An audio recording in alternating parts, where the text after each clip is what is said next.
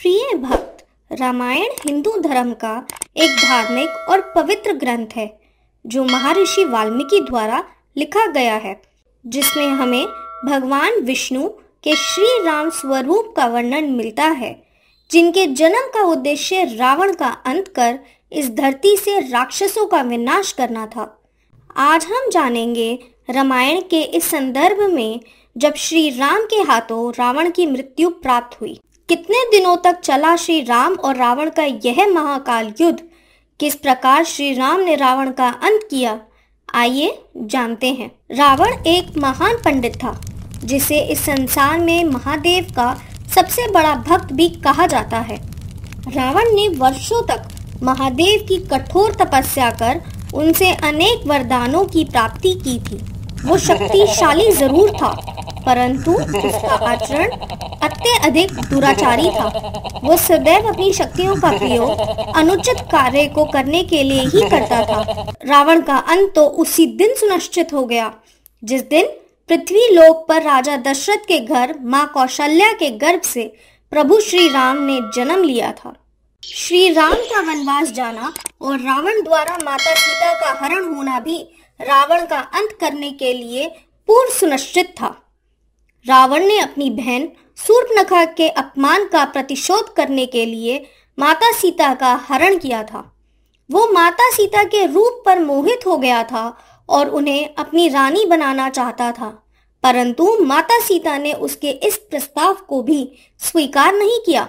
माता सीता की खोज में जब प्रभु श्री राम को यह ज्ञात हुआ कि रावण माता सीता को बंदी बनाकर अपनी सोने की लंका ले गया, तब प्रभु श्री राम अपनी वानर सेना के साथ माता सीता को रावण की कैद से वापस लाने के लिए लंका जा पहुंचे, जहां श्री राम की सेना का रावण के पुत्रों और उनकी सेना के साथ भयंकर युद्ध हुआ।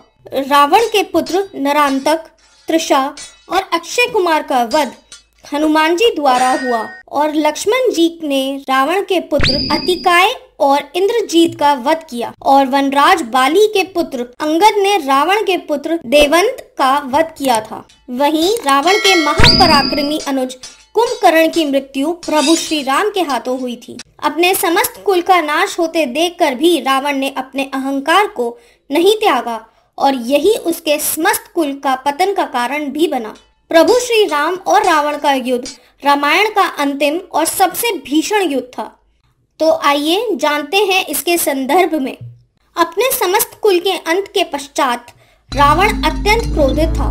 उसे यह ज्ञात हो चुका था कि उसके समस्त कुल के विनाश का कारण वो स्वयं और उसका अहंकार है, परंतु अपने सभी पुत्रों और अपने भाई कुंभकर्ण की मौत के बाद वो एक कायर की भांति युद्ध से अपने कदम पीछे नहीं करना चाहता था। उसे कहीं ना कहीं यह समझ आ चुका था कि अब अंत का समय निकट आ चुका है। जब रावण के पूरे कुल का विनाश हो गया, तब वह क्रोध में भरकर स्वयं युद्ध भूमि में श्री राम से युद्ध करने जा पहुंचा।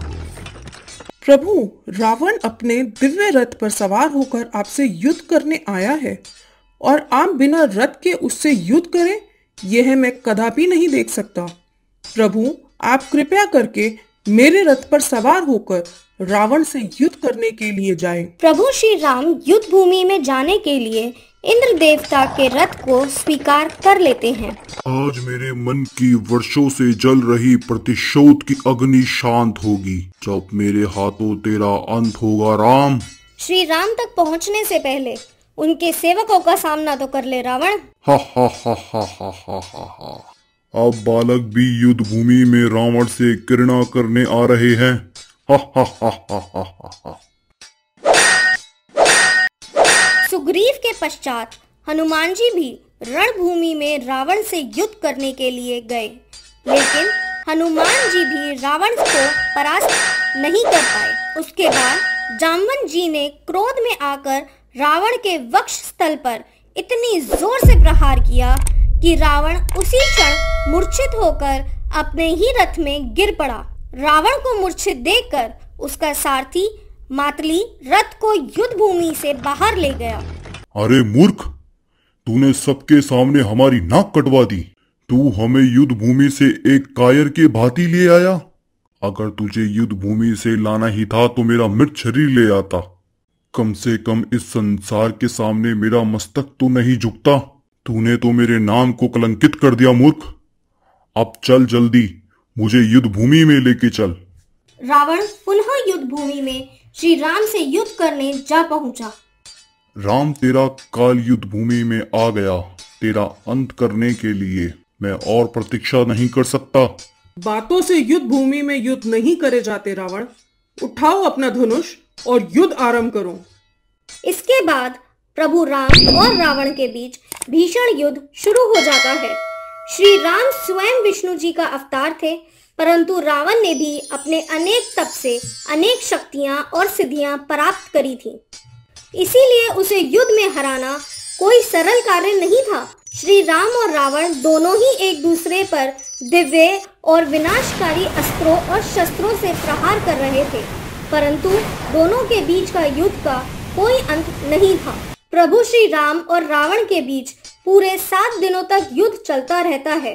श्री राम का जन्म मुख्य रूप से रावण का वध करने के लिए हुआ है, परंतु रावण इतना शक्तिशाली था कि स्वयं प्रभु श्री राम के लिए भी रावण का वध करना इतना सरल नहीं था। दोनों के बीच कभी आकाश में, कभी पहाड़ पर, तो कभी जमीन पर निरंतर भयंकर युद्ध चलते रहे। प्रभु श्री राम जैसे ही अपने बाण से रावण के सर को उसके शरीर से अलग करते, वैसे ही उसके मस्तक पर एक नया शीश उग जाता। प्रभु श्री राम ने अपने बाणों से 100 बार रावण के सर को काट डाला, परंतु हर बार उसके मस्तक पर एक नया शीश उग जाता।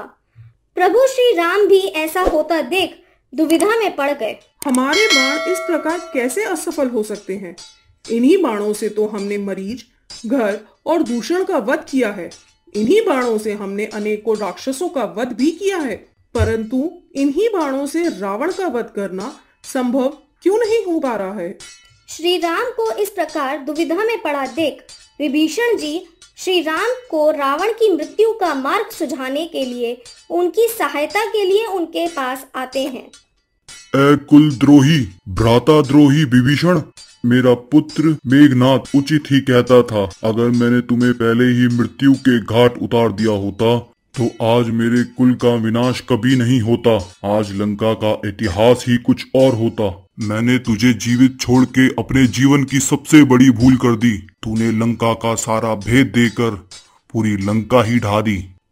आज तेरे ही वजह से, जिसका परिणाम हमें अपने सभी पुत्र और अपने भाई कुंभकर्ण के प्राण देकर चुकाना पड़ रहा है। अगर तू उसी क्षण मर गया होता तो आज हमें ये दिन देखना नहीं पड़ता। तू लंका के और अपने कुल का विनाश का कारण है। तू अपने कुल का विरोध कर दुश्मन के साथ जा मिल गया। तुझे तो अपने जीवित होने पर भी निंदा होनी चाहिए। यह संसार सदा तुझे एक भ्राताद्रोही और कुलद्रोही कह के पुकारता रहेगा, नीच। रावण विभीषण जी नहीं, बल्कि तुम्हारे अहंकार तुम्हारे समस्त कुल के पतन का कारण है। हमने तुम्हें सदैव इतने अवसर प्रदान करे, परंतु तुमने सदैव हमारे प्रस्ताव को ठुकराया। यदि तुम पहले ही क्षमा मांगकर मेरी शरण में आ जाते तो तुम्हारे साथ आज तुम्हारे सभी पुत्र और तुम्हारा भाई कुंभकर्ण भी जीवित होता। तुमने यह सोचा भी कैसे कि लंकापति रावण तुम्हारे सामने क्षमा याचना करेगा? तुमने मेरे पूरे कुल का नाश कर दिया। मेरे क्रोध में मेरा प्रतिशोध की अग्नि उस क्षण तक शांत नहीं होगी जब तक मैं तेरा अंत ना कर दूं। प्रभु, आप इस प्रकार रावण का अंत नहीं कर सकते। ब्रह्मा जी के वरदान के कारण रावण की नाभि में अमृत कुंड है। उसके कारण ही उसका एक शीश काटते ही दूसरा शीश उत्पन्न हो जाता है। रावण का अंत करने के लिए प्रभु आपको उसकी नाभि का अमृत कुंड सुखाना होगा, जिसके लिए आपको अग्नि अस्त्र से प्रहार करना होगा। तभी आप रावण का अंत करने में सफल होंगे। विभीषण जी के मार्गदर्शन से प्रभु श्री राम रावण की नाभि पर अग्नि अस्त्र से प्रहार करते हैं और उसी प्रहार से रावण की नाभि का अमृत सूख जाता है। श्री राम, श्री राम। इन अंतिम शब्दों के साथ ही रावण का अंत हो जाता है। जैसा कि हमको पता है, हमारे हनुमान जी महावीर और महाज्ञानी हैं। उनके बल की बराबरी कोई नहीं कर सकता। तो यह प्रश्न हम सबके मन में आता है कि हनुमान जी कितने बलशाली। हमारे ग्रंथों में इसका वर्णन भी आता है। एक बार की बात है, हनुमान जी और राक्षस राज रावण के बीच में एक अनोखी शर्त लगी थी। तो वो शर्त क्या थी, चलिए देखते हैं। रावण हनुमान जी से बहुत चिढ़ता था। वह यह देखकर परेशान हो गया था कि हनुमान जी कैसे युद्ध भूमि में सभी बड़े राक्षसों का संहार करते हैं। एक दिन युद्ध में कुछ बाधा आ गई, जिसके कारण युद्ध कुछ समय के लिए रोकना पड़ा। रावण को यह मौका हाथ से जाने नहीं देना था। यह तुच्छ वानर हनुमान युद्ध भूमि में सारे राक्षसों का संहार कर देगा। मैं ऐसे ही हाथ पे हाथ रख के नहीं बैठ सकता। मुझे जल्द ही कुछ करना पड़ेगा। अगर मैंने अपने बल का प्रयोग नहीं किया तो यह वानर सारी राक्षस जाति का सर्वनाश कर देगा। रावण वीर बजरंगबली को खोजने निकल पड़ा। हनुमान जी को ढूंढ पाना राक्षस राज रावण के बस में नहीं था। जब वो एक जंगल में पहुंचकर रुक गया, पास ही में कोई राम नाम का भजन कर रहा था। वो एक क्षण भी नहीं रुका और तुरंत उस आवाज की ओर चल पड़ा। मैं इस भजन में बाधा नहीं डाल सकता। जय सिया राम, जय जय सिया राम, जय सिया राम, जय जय सिया राम, जय सिया राम, जय जय सिया राम, जय सिया राम, जय जय सिया राम, जय सिया राम, जय जय सिया राम, जय सिया राम, जय जय सिया राम। थोड़ी देर बाद हनुमान जी की आंखें खुली तो यह देखकर कि राक्षस रावण उनके भजन में मंत्रमुग्ध हो चुका है। हनुमान जी चौंक गए और गुस्से से बोले, राक्षस राज रावण, आंखें खोलो। रावण ने तुरंत ही अपनी आंखें खोली। तुम यहाँ क्या कर रहे हो? रावण को होश ही नहीं रहा कि वो वहाँ कितनी देर से बैठा हुआ है। राक्षस राज रावण, अगर तुम्हें मेरे राजा राम का भजन इतना ही प्रिय लगता है तो क्यों धर्म विरुद्ध कार्य करते हो? माता सीता को लौटा दो और अपनी हार मान लो। प्रभु के शरण में आ जाओ, प्रभु तुम्हें क्षमा कर देंगे। मैं यहाँ कोई भजन सुनने नहीं आया हूँ। मैं तो यहाँ तुमसे युद्ध करने आया हूँ। मैं युद्ध करूं और वो भी तुमसे? युद्ध करना ही था तो युद्ध भूमि में कर लेते। यहाँ अकेले आने की क्या आवश्यकता थी? अगर मैं और तुम युद्ध करेंगे तो भला मेरे प्रभु राम क्या करेंगे? ना तो तुम जीत पाओगे और ना ही मैं। हम एक शर्त लगाते हैं। कैसी शर्त? एक एक मुक्के की। एक एक मुक्का? उससे क्या होगा? एक मुक्का तुम मुझे मारना और एक मुक्का मैं तुम्हें मारूंगा। जिसको ज्यादा पीड़ा होगी वह हार जाएगा। हारने वाले का प्रायश्चित क्या होगा? उसे युद्ध में सेना से लड़ने की अनुमति नहीं होगी। ठीक है, तो फिर तुम ही मुझे पहला मुक्का मारो। क्या पहला मुक्का मैं तुम्हें मारूं? अगर मैंने पहले मारा और तुम दूसरा मुक्का मारने के लिए बचे ही नहीं तो? तुम कहना क्या चाहते हो वानर? वो सब जाने दो, पहला मुक्का तुम ही मारना। अच्छा हुआ मुझे मुक्का सहना नहीं पड़ेगा और यह वानर मेरे एक मुक्के से मूर्छित हो जाएगा। हनुमान जी वीर आसन बनाकर बैठ गए।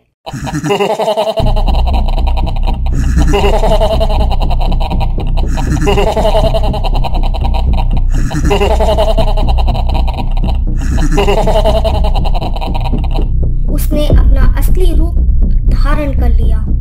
20 भुजाएं और 10 सर। दशानन, अब मजा आएगा। रावण ने अपनी सारी ताकत एक ही मुक्के में समा दी और फिर रावण ने 20 भुजाओं से हनुमान जी पर वार किया। जब धुआं हटा तो हनुमान जी जैसे बैठे थे वैसे ही बैठे रहे। अरे, इस वानर को तो अब तक मूर्छित हो जाना चाहिए था। कुछ नहीं तो थोड़ा दूर गिर जाना चाहिए था, किंतु इसे तो कुछ भी नहीं हुआ। क्या तुम्हें कुछ अलग सा नहीं लग रहा? सब ठीक है, मुझे तो सब अच्छा लग रहा है। ऐसा लग रहा है किसी ने पूरे शरीर की मालिश कर दी हो। क्या तुम्हारी आंखों के सामने अंधेरा नहीं छा रहा? नहीं नहीं, मुझे तो और भी अच्छे से दिखाई दे रहा है। अरे अब क्या होगा? इतना जोरदार मुक्का मारने से भी इस वानर को कुछ नहीं हुआ। कहीं इसने मुझे मुक्का मार दिया और मैं मर गया तो सब कुछ यहीं खत्म हो जाएगा। हे प्रभु, मुझे बचाओ। क्या हुआ राक्षस राज? किस सोच में पड़ गए? कुछ नहीं। तो हो जाओ तैयार। हनुमान जी ने जैसे ही मुक्के के लिए हाथ उठाया, घबरा गए शंकर जी, घबरा गए ब्रह्मा जी। हनुमान, रुक जाओ। प्रभु, क्या हुआ? अगर आपने इतनी जोर से रावण को मुक्का मार दिया तो रावण यहीं मर जाएगा। तो फिर क्या हुआ? हमारी तो शर्त लगी है। हाँ, वो तो ठीक है, पर राम की लीला का भी तो कुछ विचार करो। अगर रावण यहीं परास्त हो गया तो प्रभु राम की लीला अधूरी रह जाएगी। ब्रह्मा जी बिल्कुल सही कह रहे हैं हनुमान। हाँ प्रभु, वो सब तो ठीक है, पर जब रावण मुक्का मार रहा था तब कहाँ गए थे आप? शर्त तो लगी है, मुक्का तो मैं मारूंगा। इतनी जोर से मत मारो, थोड़ा धीरे से मारना। उसने तो 20 भुजाओं से भागते हुए एकदम प्रहार किया था। मैं तो फिर भी एक ही जगह खड़ा होकर प्रहार कर रहा हूँ। हनुमान, बात को समझो। ठीक है, परंतु थोड़ा स्वाद तो चखाना ही पड़ेगा। हनुमान जी ने मुक्का मारने की बजाय उनको उस मुक्के का सिर्फ स्पर्श कराया। रावण दूर जाकर गिरा और कुछ देर मूर्छित रहा। हनुमान जी को लगा कि इतने में ही रावण मर गया। हनुमान जी को चिंता होने लगी। रावण मूर्छित अवस्था से जाग गया। रावण खड़ा भी नहीं हो पा रहा था और वो लेटे लेटे ही बोलने का प्रयास कर रहा था। राक्षस राज, उठो, मैंने इतनी जोर से भी तुम्हें मुक्का नहीं मारा था। रावण बोलने लगा। आप तो बहुत ज्यादा ताकतवर हो। उसे हनुमान जी में शिव जी की छवि दिखाई दे रही थी। रावण मूर्छित अवस्था में हनुमान जी को प्रभु प्रभु कह रहा था। हनुमान जी शर्त जीत गए थे।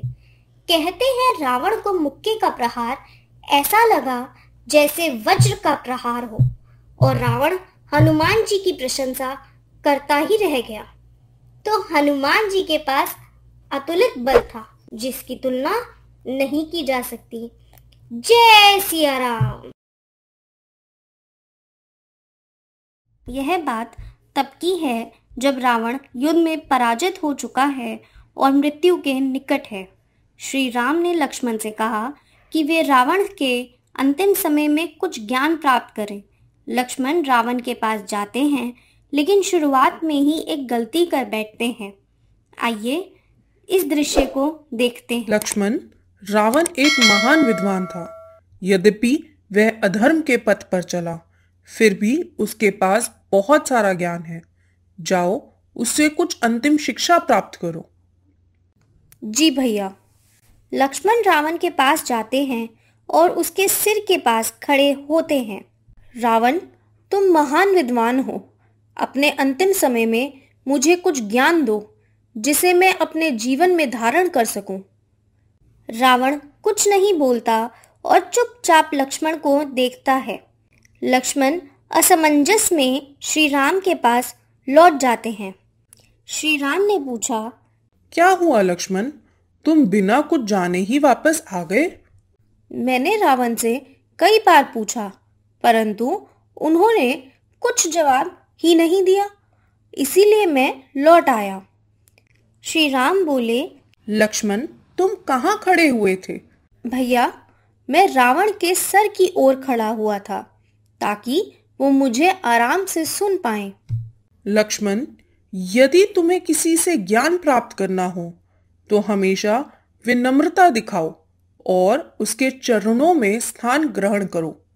फिर जाओ और रावण के पास उसके चरणों में खड़े हो। जी भैया। लक्ष्मण सिर हिलाते हुए वापस रावण के पास जाते हैं और इस बार उसके पैरों के पास खड़े होते हैं। हे लंकेश, मैं आपकी ज्ञान की बातों का इच्छुक हूँ। कृपया अपनी अंतिम समय में मुझे कुछ उपदेश दें। रावण धीमी और कमजोर आवाज में कहते हैं, अब तुमने उचित स्थान ग्रहण किया है। सुनो, मैं तुम्हें 3 बातें बताना चाहता हूँ जो मैंने अपने जीवन से सीखी है। पहली बात, अच्छे कार्य का आरंभ जितना शीघ्र हो सके कर देना चाहिए। मैंने कई बार सही समय पर सही कार्य करने का विचार किया, लेकिन उसे टालता गया और इस कारण मेरे जीवन में अनेक विपत्तियां आई। दूसरी बात, अपने रहस्य को कभी भी किसी के साथ साझा नहीं करना चाहिए। मैंने अपने सबसे बड़ी कमजोरी अमृत कुंड का रहस्य विभीषण को बताया और उसने इसे श्री राम तक पहुंचा दिया। यह मेरे पतन का प्रमुख कारण बना। तीसरी बात, अपने शत्रु को कभी भी छोटा नहीं समझना चाहिए। मैंने तुम्हारे भाई श्री राम को साधारण मनुष्य समझा और यही मेरी सबसे बड़ी भूल थी। अगर मैंने उन्हें भगवान के रूप में स्वीकारा होता तो शायद मेरी यह स्थिति ना होती। लक्ष्मण नतमस्तक होकर बोले, आपके इन उपदेशों का मैं सदैव ध्यान रखूंगा रावण। अब मेरा समय पूरा हो चुका है। याद रखना लक्ष्मण, यह बात हमारी जीवन में बहुत काम आएगी। रावण की आंखें धीरे धीरे बंद होती जाती हैं और लक्ष्मण उसे प्रणाम करते हैं और वापस श्री राम के पास लौट जाते हैं।